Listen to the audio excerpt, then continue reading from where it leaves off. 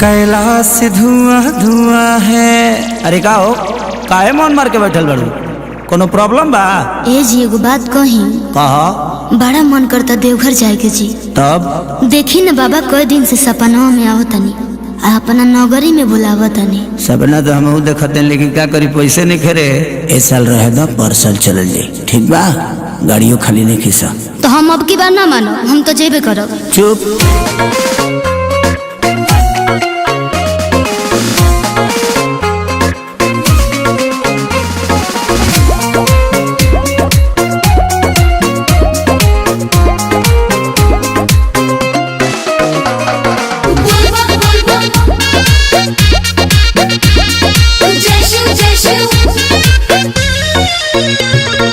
गाड़ी रिजर्व नहीं मिलता है जान, असो भर छोड़ा जानी कर परेशान।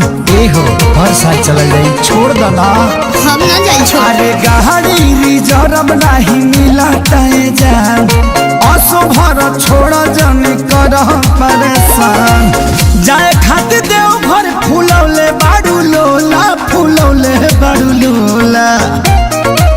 हाँ तो सुनी ना।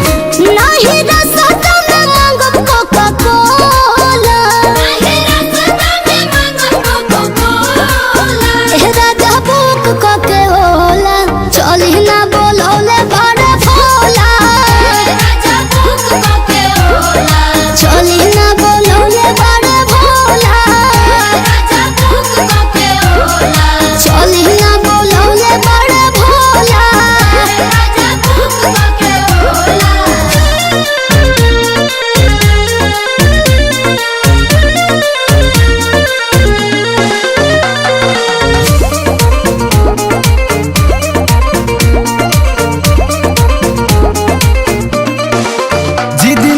कर तू मानिला सजनिया, गाँव के शिवाला जल ढार ली हरनिया। फुसलाई मत, हम महान बनावा बकी बेर जाई पे करो, भोले बाबा को जलवा चढ़ाई पे करो।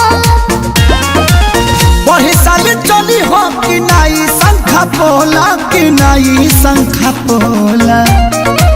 हाँ तो सुनी ना। नहीं रास्ता में मांगब कोका कोला, राजा बुक कोके होला, चली ना बोलौले बड़ा भोला, चली ना बोलौले बड़ा भोला, चली ना बोलौले बड़ा भोला।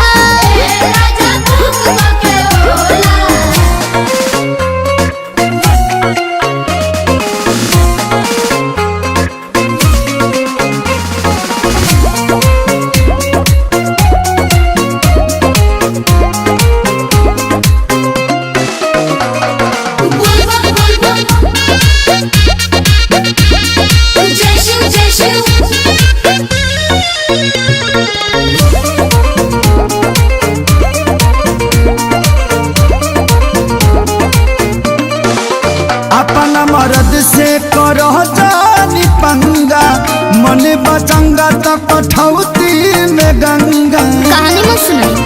एह जी देखी ना जात भाड़े पर कसबा रोज, कान्हे लेके कमोर बट भक्ति के मूड। तोहके चढ़ौले बा खेसरिया बकलोला, खेसरिया बकलोला। असर बिंदु जी तो जाते बाड़ो नहीं